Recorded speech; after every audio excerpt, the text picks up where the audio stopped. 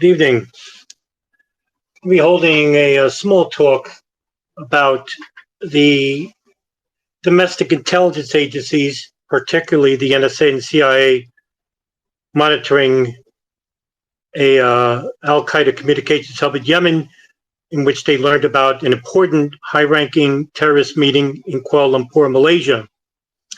The contents of this meeting would entail terrorist incidents such as the USS Cole bombing and the September 11, 2001 terrorist attacks. This would insinuate that intelligence services such as the CIA and maybe even the NSA had foreknowledge of these attacks. Although it's not proven, there is no evidence to suggest that they had foreknowledge, but I could probably make a very strong argument that whatever was spoken on the telephone at this Al-Qaeda communications hub located in Sana'a, Yemen, where a central figure to the 9/11 attacks, Khalid al-Mihdhar, had lived, I could probably make a great argument that the attacks were talked about on that phone. And in terms of how important it is to speak about intelligence, because this is the essence of all intelligence agencies, is information, collecting information, because information is power. Before the events can even take place, you can manipulate an event to make sure that it's successful. Now, the follow-up question is to why? Well, when you're dealing with government personnel from the federal and foreign levels, and we're talking about geostrategy and geopolitics involving important countries in the Middle East, such as Israel, Saudi Arabia, who have major influence inside the United States federal government. And need I remind you that the foreign policy guidelines of Israel, of Saudi Arabia, are the major reason why these terrorist incidents need to be successful in order to fulfill these foreign policy guidelines, such as the Oded Yanan Plan, the Paul Wolfowitz Doctrine, and the Project for New American Century, as well as the benefits to the private military industrialists, such as LG3 Technologies, Raytheon, Boeing, Blackwater, and Halliburton. Trillions of dollars are at stake, as well as reformatting the civil liberties of not just American people, but to people around the world, which gave wide influence to signals intelligence agencies of Great Britain, Australia, Switzerland, and of course the United States, which is also known as the Five Eyes. Incidentally, the terrorist incidents are not manufactured generally by these intelligence services. What I'm implying is that these terrorists indeed make these operations, but however, those involved with these incidents are known to the intelligence agencies, where information is collected and disseminated, if they are shared at all, by the way, to other agencies who may have a different agenda. So tonight's talk, I'm going to be talking about the CIA, the NSA, and an important meeting in Malaysia. Now, in terms of how long the NSA had been listening to bin Laden's satellite phone and to this house in Yemen, when it comes to bin Laden, who had moved to the Sudan in 1992, we know through the public record that at least by 1992, we have been monitoring bin Laden. Now, it is not revealed when U.S. intelligence began monitoring bin Laden exactly, though the CIA was tailing him in the Sudan by 1992. However, just to give you a general description of how much information the CIA had on bin Laden, in late 1995, the FBI, who just heard about Osama bin Laden, was given 40 thick files on bin Laden from the CIA and the NSA, which are mostly communications intercepts. The sheer amount of this material suggests that surveillance had been going on for several years. And Dan Coleman, who is an FBI agent out of the New York Counterterrorism Unit, who had been working alongside with the CIA's bin Laden unit, had begun examining those files and finds that many of them are transcripts from wiretap phones tied to bin Laden's businesses in Khartoum, Sudan, where bin Laden had lived. Now, the CIA Director, George Tenet, will later comment, and I'll take a quote, "The then obscure name Osama bin Laden kept cropping up in the intelligence traffic," end quote. And the London Times will later report that while bin Laden had lived in Sudan, he began using an $80,000 satellite phone, and other Al-Qaeda members used radios to avoid being bugged. But bin Laden was mistaken in his belief that satellite phones can't be monitored.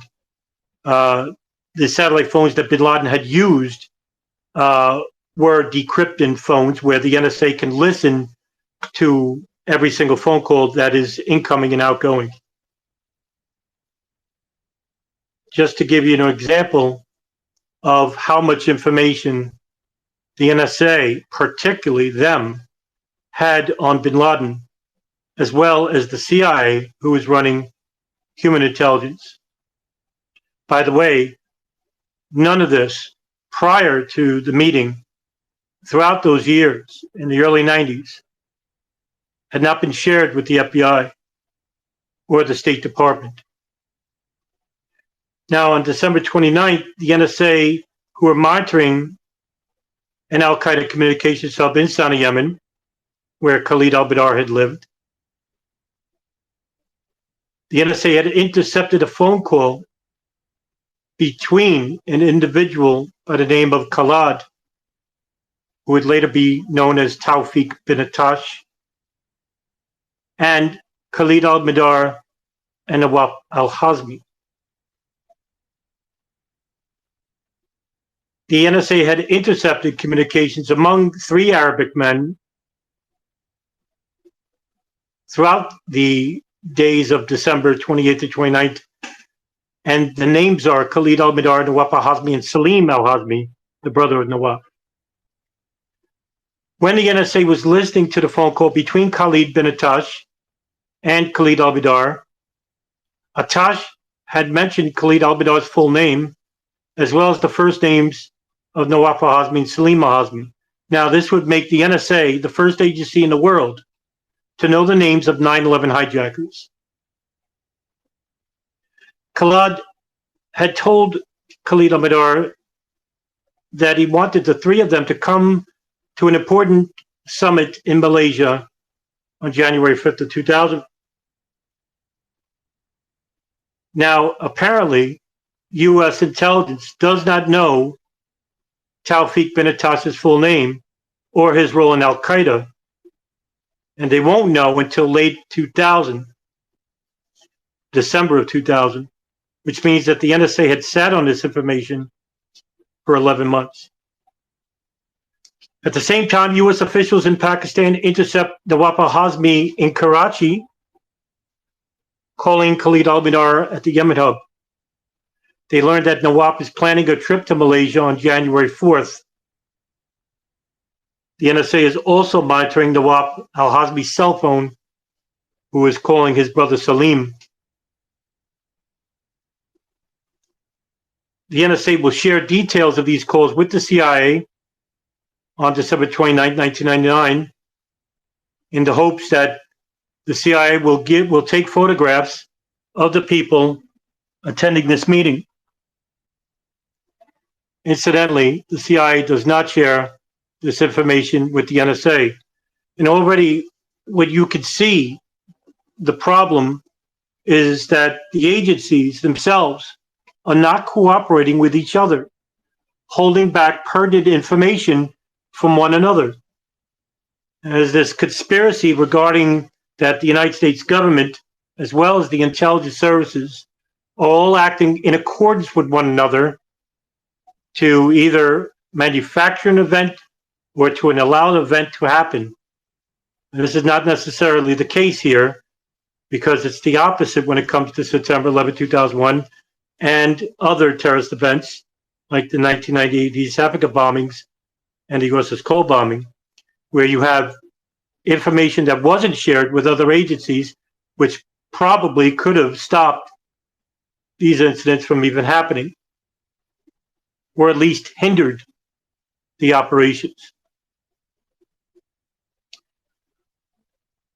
On December 31st, 1999, Khalid bin Attash had cased 4 flights to acquire basic information about how a hijacking could be conducted.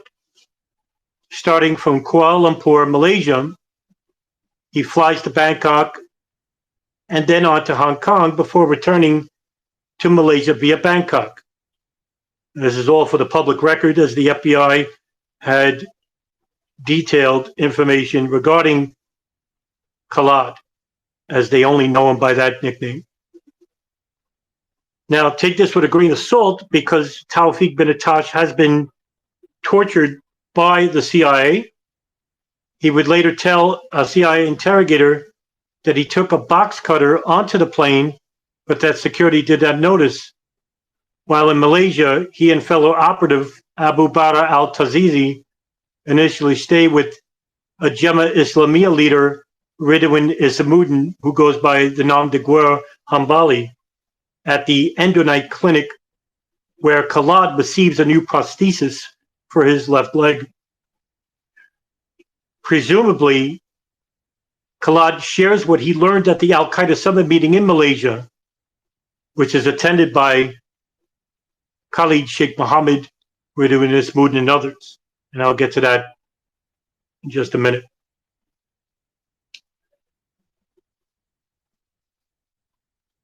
Now, the CIA becomes aware that Khalid al-Mihdhar is staying at a highly monitored communications hub in which they're planning to go to a meeting in Malaysia.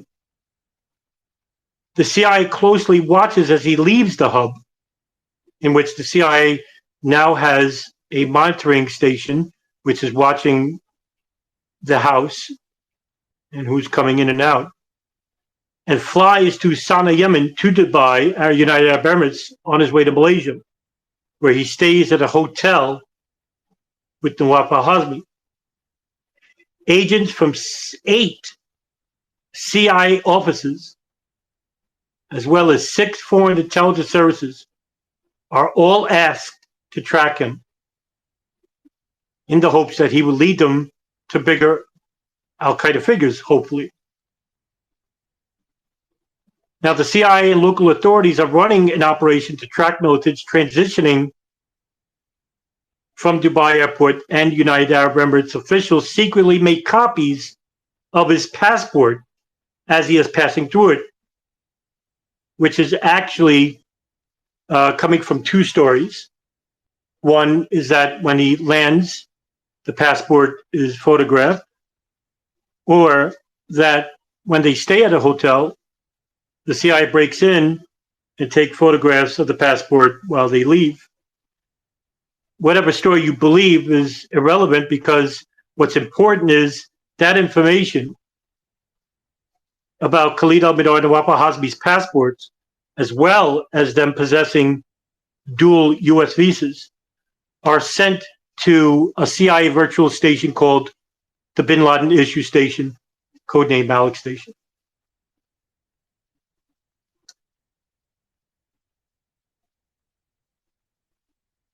Now, when this information is passed to Alex Station, the FBI's counterterrorism agent, Doug Miller, who's on loan to Alex Station, as well as Mark Rossini, come across the cable of Khalid al-Mihdhar, Nawaf al-Hazmi. Miller drafts the cable, but needs permission from the CIA to share that with the FBI, in which they deliberately prevent the FBI to share this information. The deputy chief of Alex Station is Tom Wilshire, and he denies the cable to be shared with FBI headquarters.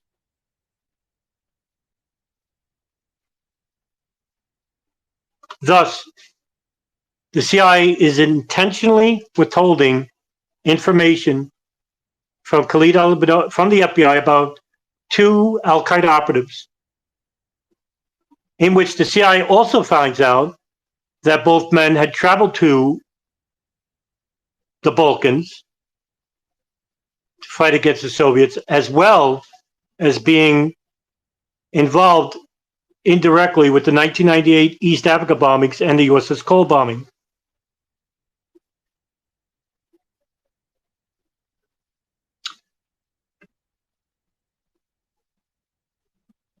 On January 5th of 2000,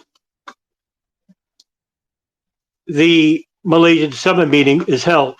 Now, this summit meeting is held for 3 days, between January 5th to January 8th.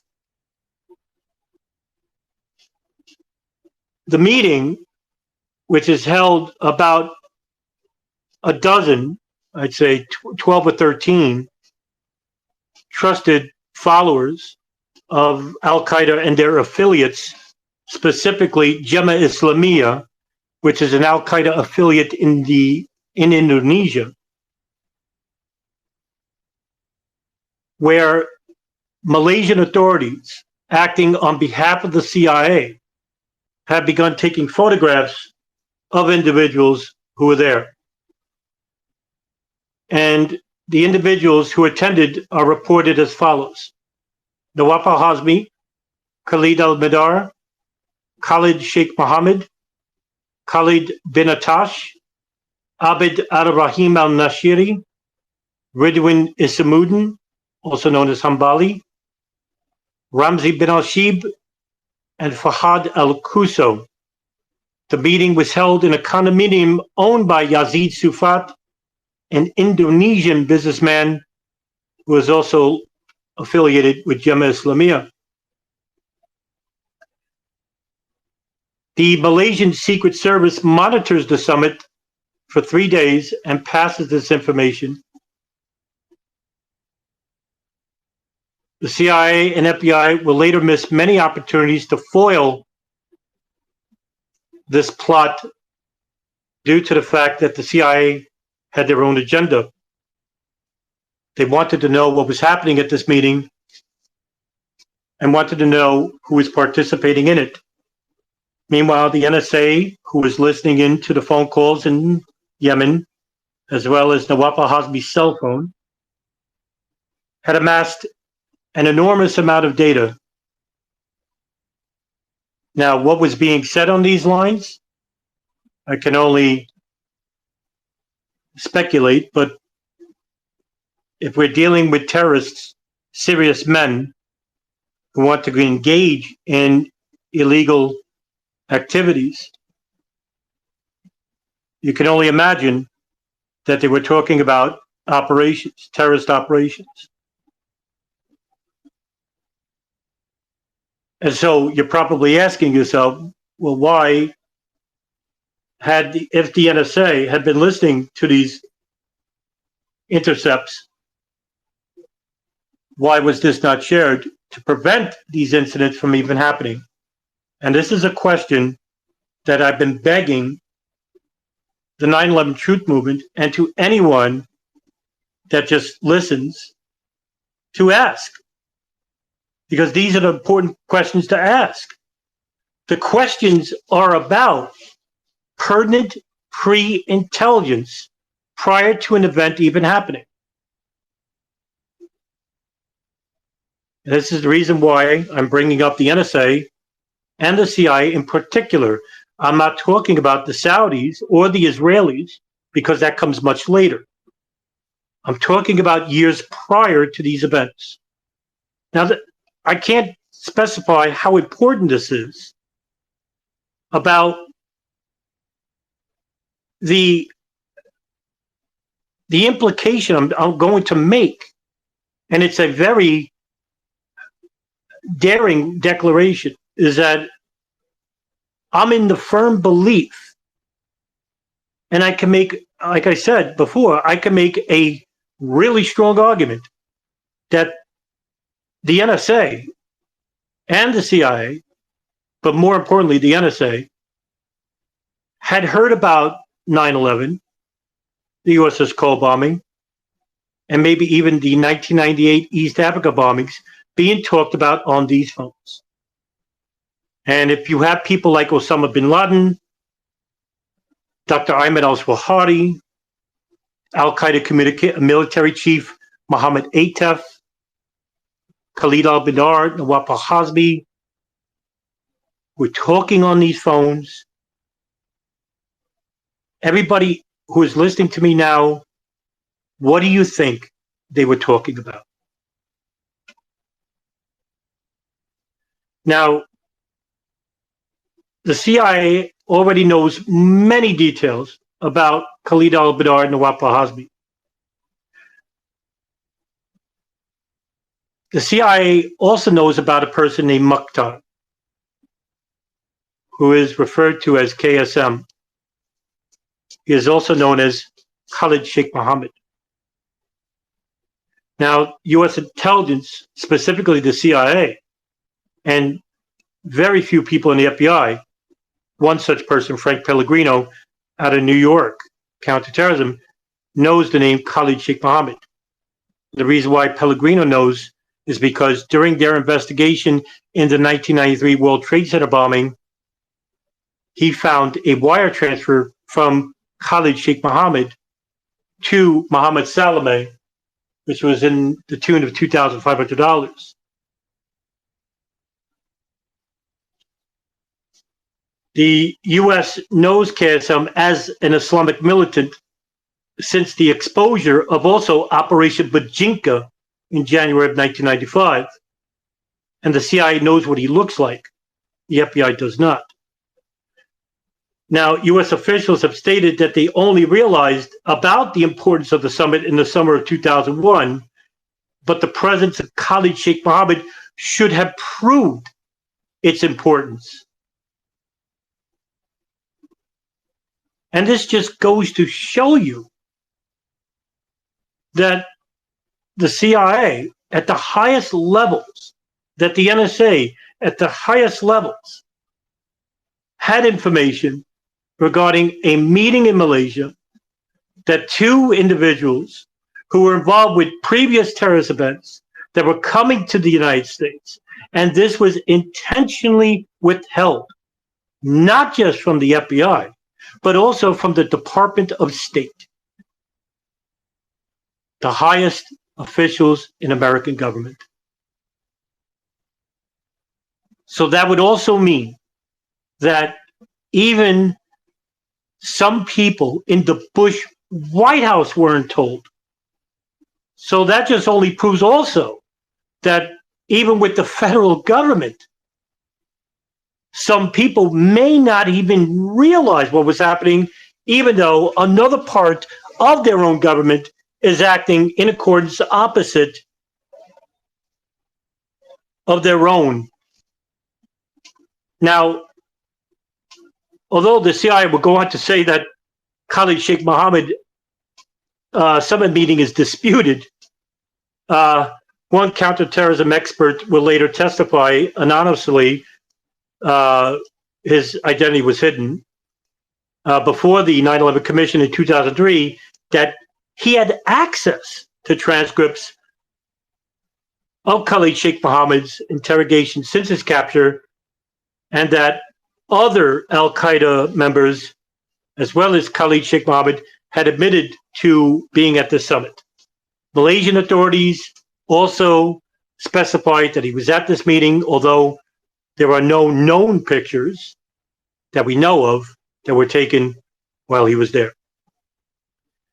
Now, many other media reports also identify him there, and that is reported by the Canadian broadcasting company, CNN, and The Independent, which is a British tabloid.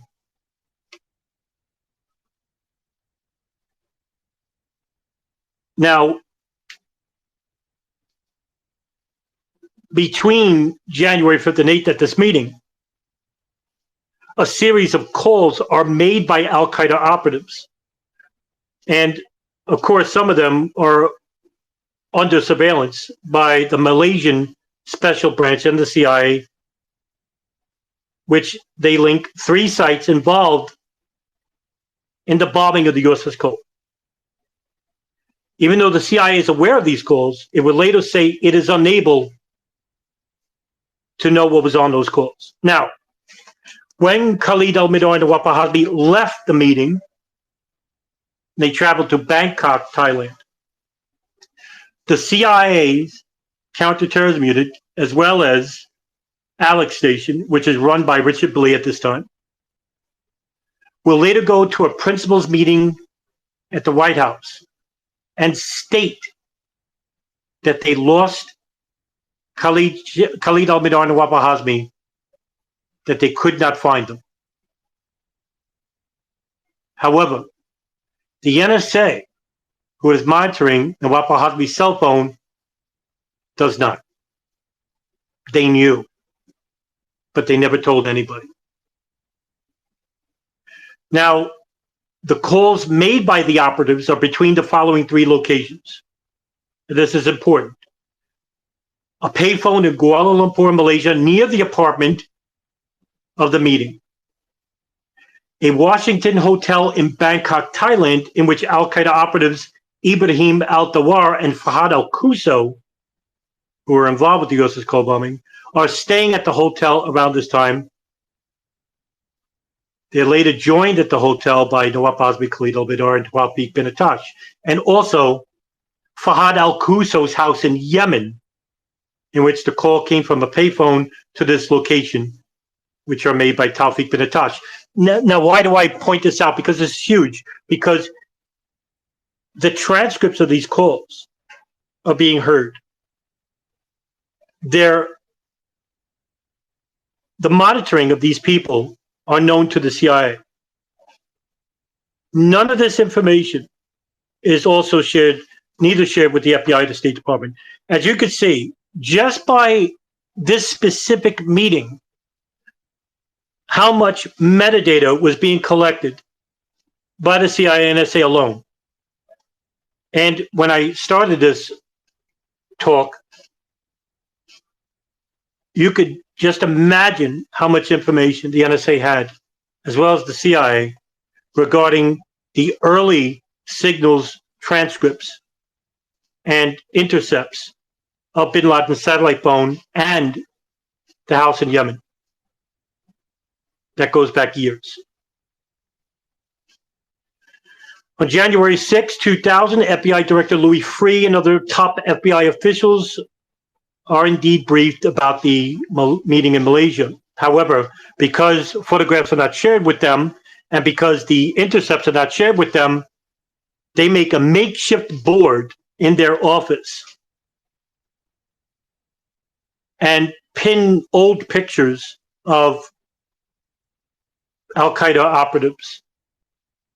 In other words, old-fashioned investigation. They are told that the CIA is in the lead about the meeting in Malaysia, as well as the monitoring of the house in Yemen.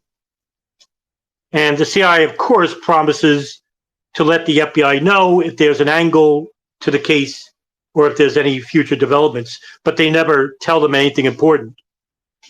And this is a repetitive history regarding the CIA and the FBI. And one FBI official familiar with the case will later complained that the CIA purposely hid Khalid al-Mihdhar and Nawaf al-Hazmi from the FBI, that they purposely refused to tell the Bureau because they didn't want the FBI's counterterrorism leader, John O'Neill, and the FBI running over their case. And that's why September 11th happened.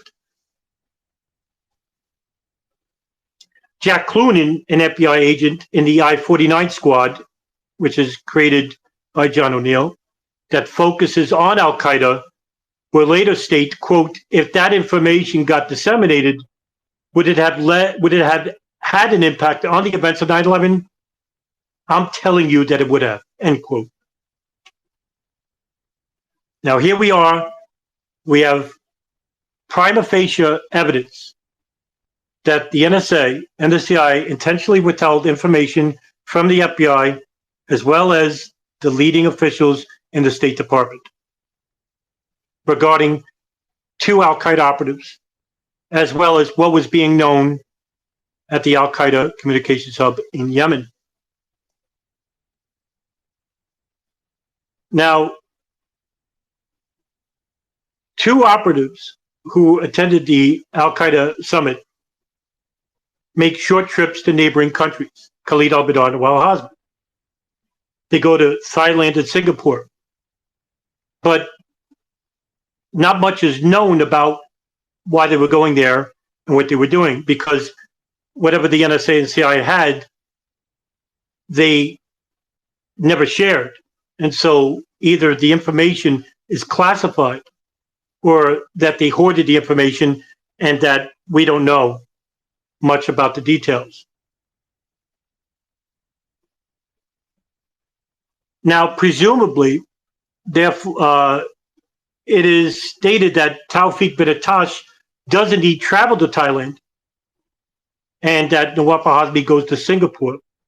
Now, according to the 9/11 Commission, they will later say that of these two trips, that, and I'll read you the quote, which is on page 4 of the 9/11 Commission. I'm sorry, part 4, chapter 4. Presumably, I'll read you the quote. After the fact, efforts were made to track them. U.S. officials in Kuala Lumpur wondered if one of these Arabs was still the mysterious Nawaf. Both returned to Kuala Lumpur within the next 24 hours, though the authorities did not know it at this time, end quote.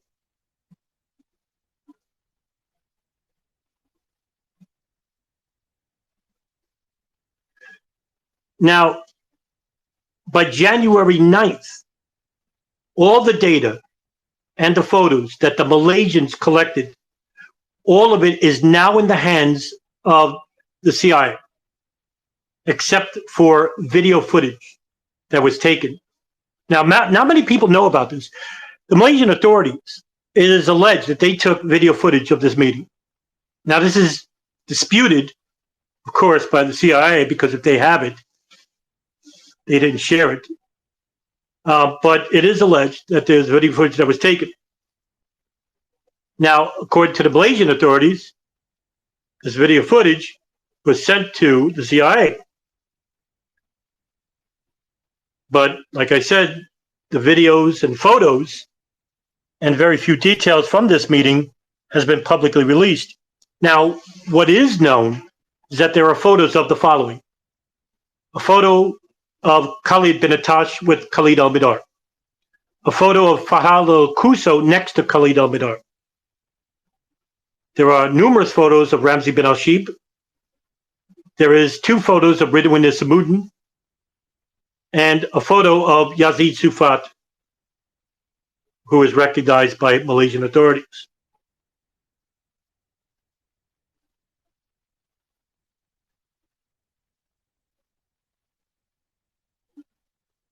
Now, what happens immediately after here?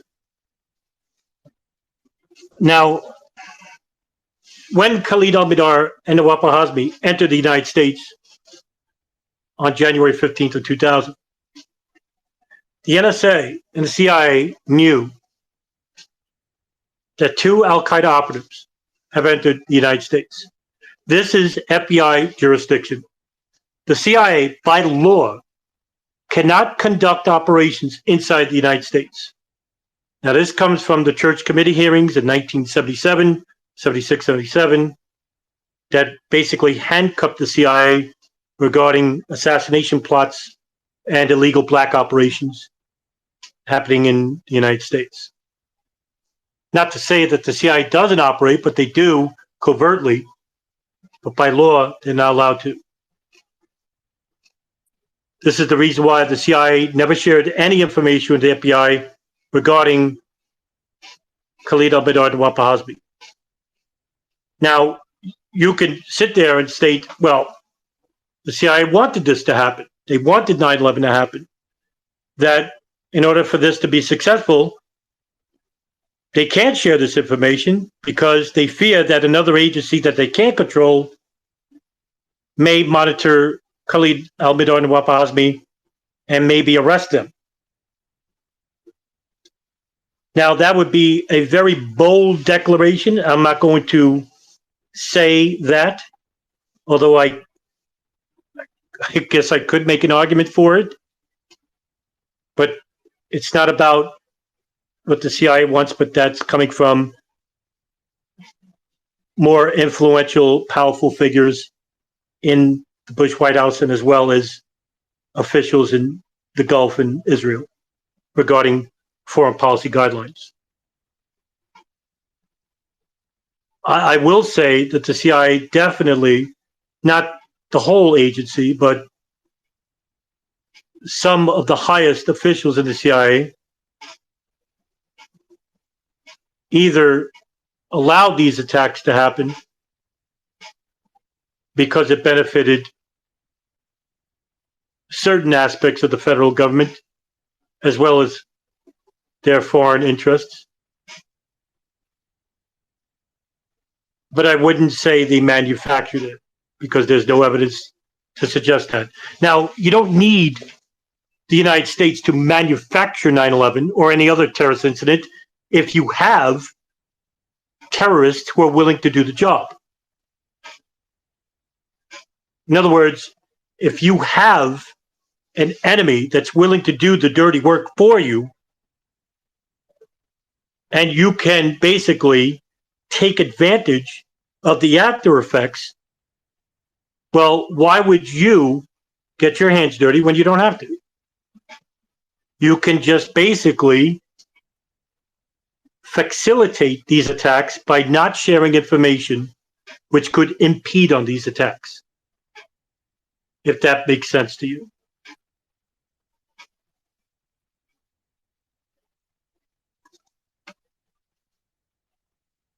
So when Khalid al-Mihdhar and Nawaf al-Hazmi are inside the United States, the CIA for 16 months, and that would mean the NSA as well, the CIA at least for 16 months withheld this information from the FBI and the State Department until late August of 2001, when they finally told the leading principals of the federal government at a principals meeting in the White House that there were 2 Al-Qaeda operatives inside the United States, but they never even mentioned their full names or that they had U.S. visas. Even still, just weeks before the attacks, they still didn't share this information. Now, throughout the year 2001, the CIA had been phishing the FBI for information. It is asserted that in June of 2001, a CIA analyst from the Counterterrorism Office, an individual by the name of Clark Shannon, went to FBI headquarters in Washington, D.C., produced photos that were taken at the Malaysia Summit meeting and showed them to an FBI counterterrorism officer by the name of Steve Bongard and Dina Corsi, who did not know who were in these pictures. A second meeting was held in July 2001, in which Clark Shannon finally tells Steve Bongard that the individual in this photo is Khalid al-Mihdhar. But still, he doesn't tell them that they had U.S. visas.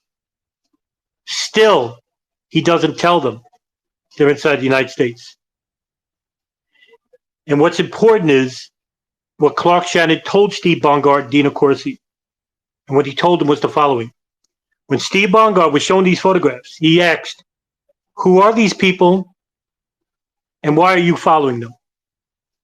And according to the Joint House Inquiry Report, in a closed-door session with Clark Shannon told them that he was not allowed to share that information with the FBI, and that order came from Director George Tenet.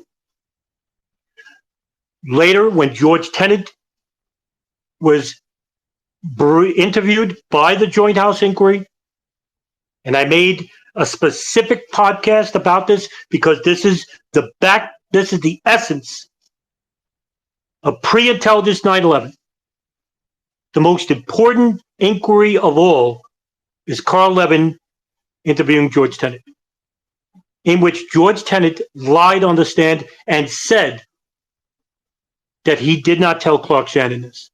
So basically, there was two stories being told, one by Clark Shannon, one by George Tenet.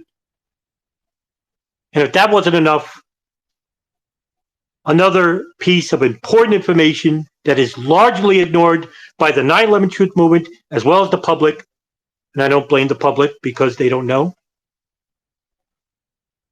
that throughout the year 2000, the CIA, and this is coming from George Tenet, the director, who testified at the Joint House Inquiry, would later tell Carl Levin, a panelist at the Joint House, that the reason why that information was not shared with the FBI regarding Khalid al-Mihdhar and Nawaf Hazmi possessing dual U.S. visas was because nobody read that cable. According to Tenet, it was an information-only cable, and he knows nobody read that cable. The horrifying reality was over 50 agents in the counterterrorism unit at the CIA had read that cable. Specifically who read that cable, we don't know. But we do know two of them. Tom Wilshire, the deputy chief of Alex Station, and Michelle Land Casey, a CIA counterintelligence officer who is heading the Yemen hub operation. This is huge. What I am telling you is not a conspiracy. It's not a fringe conspiracy. It's not made out of fantasy. This is for the historical record. And I cannot tell you how important this is, because here we have many people in the counterintelligence agency, counterterrorism unit, who had known that two Al-Qaeda operatives were inside the United States and that nothing was shared with the FBI and the State Department, which in essence, if they had shared it, if the NSA had shared their intercepts, if the CIA had shared their physical information as well as signals intelligence, 9/11 could have been prevented. That's not me saying it. For example, former senior executive Thomas Drake of the NSA, who is the most important whistleblower since Daniel Ellsberg, basically said in many interviews over the years that the NSA had collected so much metadata, so much information, had intercepted so many phone calls, that they alone could have stopped September 11, 2001 from even happening. Just the agency alone. Not even talking about the CIA, just them alone. Not talking about the Saudis and Israelis and what they collected inside the United States, just the NSA alone. According to Michael Scheuer, the former chief of station of Alex Station from 1996 to 1999, he even admits that the NSA was the gold standard of information pre-intelligence of 9/11. No agency on the face of the earth had more information than them regarding Al-Qaeda and bin Laden.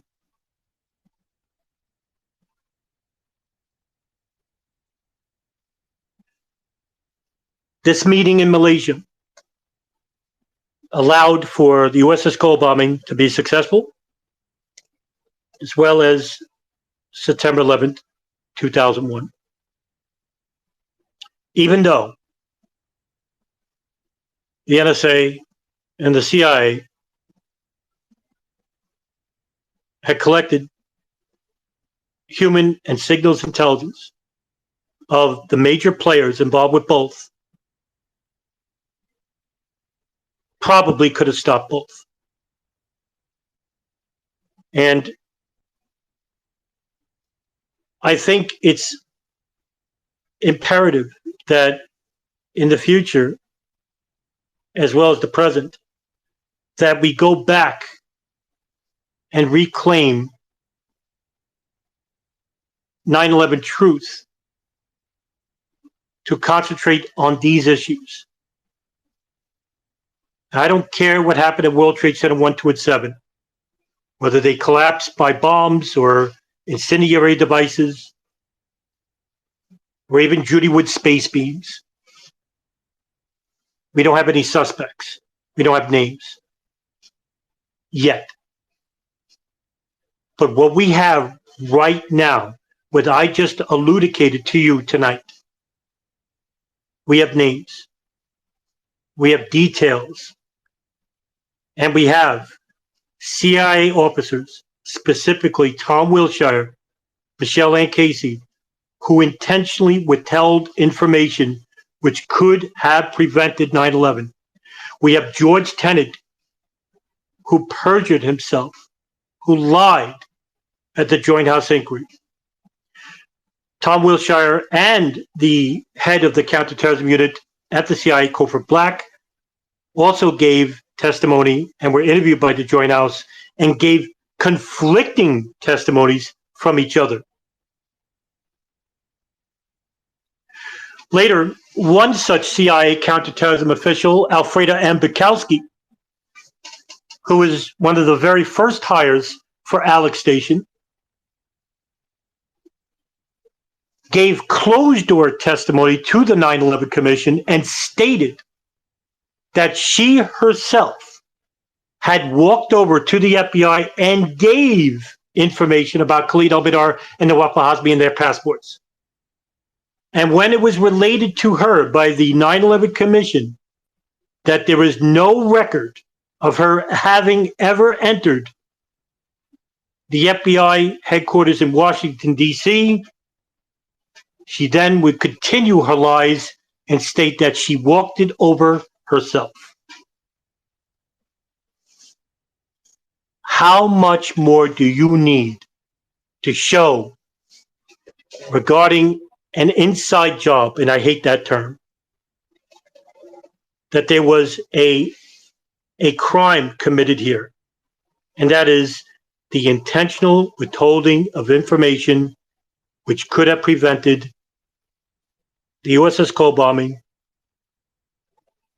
the 1998 East Africa bombings, and the 9/11 attacks. And from here, I'll take questions if you wish to ask questions. Just raise your hand and I'll try to answer your question as best I can. Or if not, I can end this short talk. And okay, I got one person who wishes to speak. Come on up.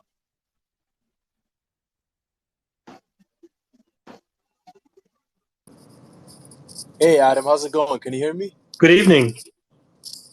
Good evening, my friend. First of all, I just want to say I've been watching your stuff for over the past, I want to say, year or so. It's been very interesting content, so I just want to thank you for the work that you've been putting in.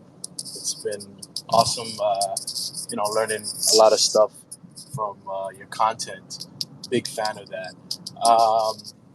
I had a couple questions, and just a couple things I wanted to bring up.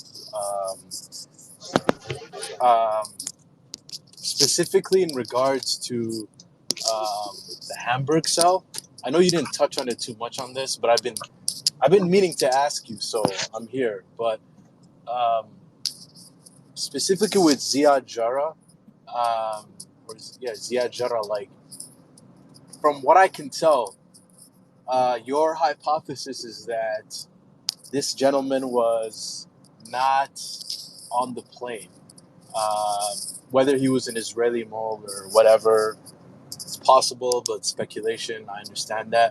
But your kind of hypothesis is that he was not on the plane. But one thing that I can't seem to shake is the fact that his voice on the, I guess the cockpit recorder, um, seems like it's him, and seems like it could not be him. I don't know, because I think the other guy you mentioned, Saeed Ghamdi, was spoke English decently, but wouldn't that be easily verifiable in terms of people that have known him? I would say, hey, this is his voice, and if it is his voice, which I'm sure obviously you've thought about that, what makes you still think that this guy was not the pilot? Sorry, I know it's not directly related to what you were just talking about, but I've been dying to ask you. So, what do you think about that?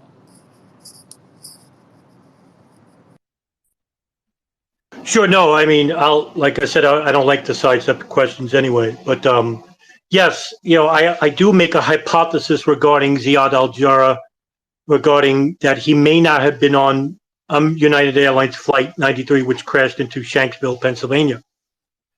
And the reason why I say this is because we have at least 6 phone calls that were made on the plane that state there were only 3 hijackers on board this plane, where it is alleged that there were 4. Yes, his family does have a history of being Israeli intelligence assets, including his uncle and cousin, Ali Al Jarrah, Asim Al Jarrah, and Joseph Al Jarrah. But that does not necessarily mean that Ziad Jarrah is also an Israeli asset. I do speculate. I make that do clear that you took care to mention. Yes, this is the reason why I don't dismiss him being on the plane. Is the mere and simple fact that his voice is on the cockpit call into the cabin, and there were 2 calls. There were 2 voice radio declarations made on the plane, and this is verified from the Florida flight school that he went to, where the FBI interviewed people who knew Ziad Jarrah and said, yes, that is his voice. So we do know that's his voice. And because of this, yes, I do not state with any real conviction that he wasn't on the plane. It's the only thing that is keeping me from saying he wasn't on the plane. But there is a very unclear hypothesis that I was made aware by DJ Thermal Detonator about a year ago, in which he found an article that there are individuals who were, I think, in Boston, I want to say, or in New Jersey, one of those states, that were in possession of radio transmitting devices that you can buy at these stores that were made for communications on the ground to airplanes.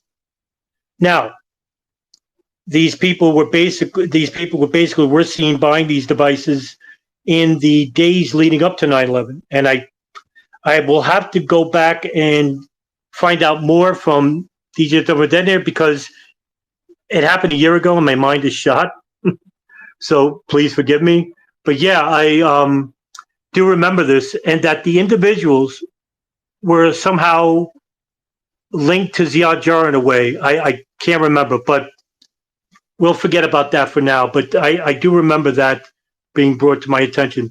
But yes, you would be right that we can't say with any conviction that he wasn't on the plane because his voice is heard on the plane itself. Are there any more other questions for tonight? Oh yeah, go yeah. Come on up, Solid.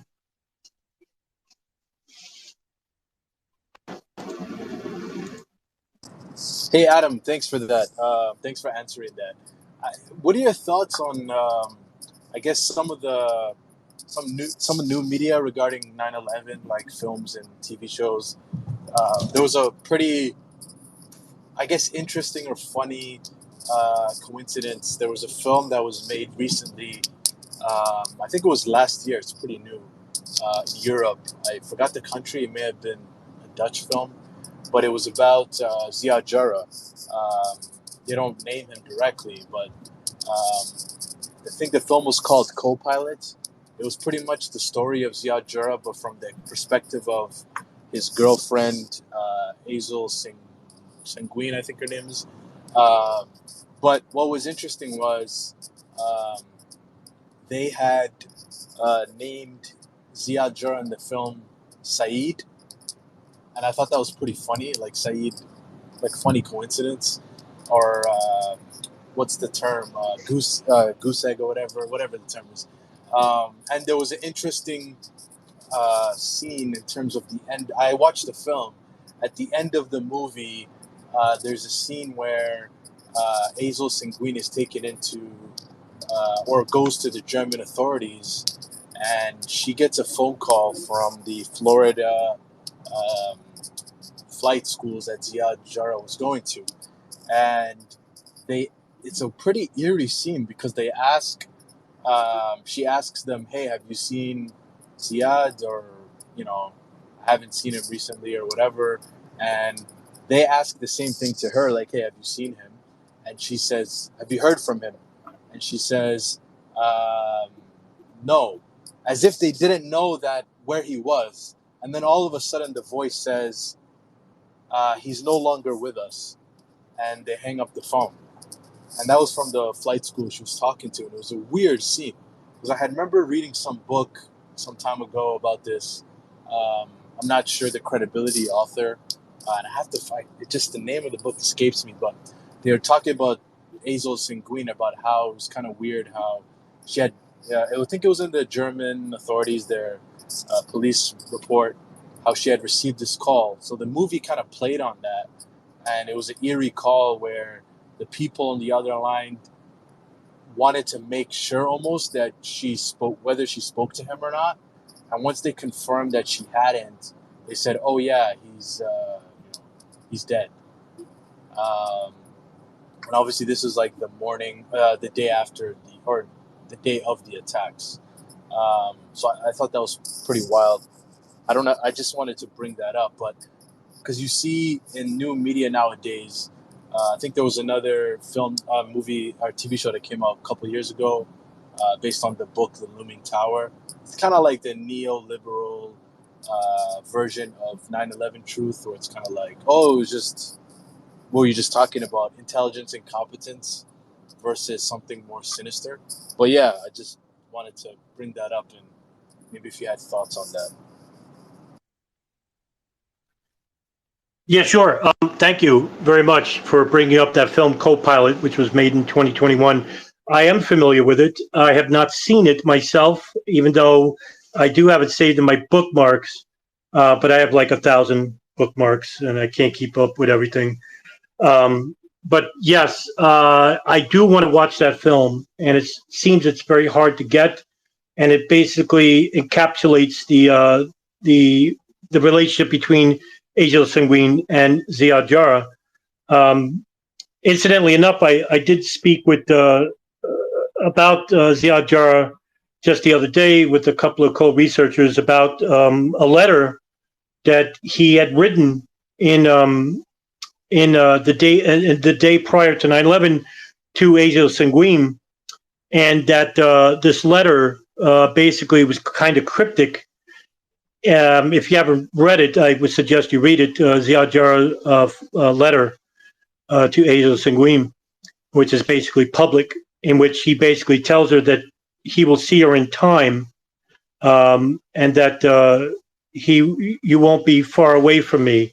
But however, what's important is that the letter itself was mailed to a wrong address.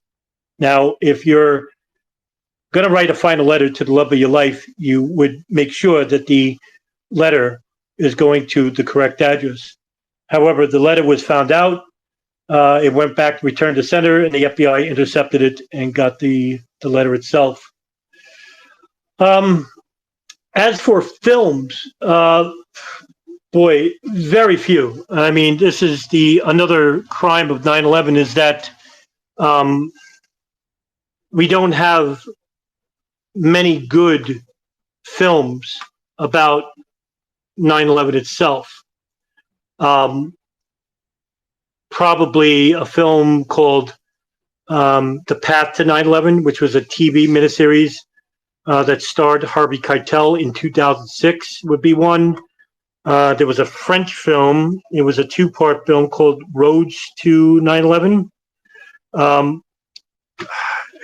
I forgot I think it's either French or I think it's French. I'm not too sure, but there are very few. The Hamburg Cell by History Channel was pretty good. But yeah, it's unfortunate that the subject, which is actually maligned by the more fringe conspiracies, and also the patriotic narrative, if I could say, coming from the U.S. federal government, which aren't going to tell you the more important aspects and the actual anomalies regarding 9/11. There's also a TV series in 2017 called Road to 9/11 that starred F. Murray Abraham, and also Leon Panetta. And also, I think this was the film I was referring to. Yes, this is actually at Road to 9/11, which is a TV miniseries that was narrated by F. Murray Abraham. It was a three-part. That's right. It was a three-part documentary. And I think this was probably the best 9/11 docuseries of all, actually, in my opinion. Just look up Road to 9/11 2017, and I would recommend that, as well as also another film called Triple Cross, which is encapsulating Ali Muhammad, a triple agent, and also the book by Peter Lance. The documentary is called Triple Cross. You can find that on YouTube, which is actually really good, which leads up to the events of September 11, 2001. That's all I can actually refer to you, unfortunately. But if there are no more questions, I can end it tonight. And probably see you next week. Who knows? I do these Twitter spaces periodically, usually without warning, but whatever come across my mind. I'll give you one last time. Go ahead, Solid.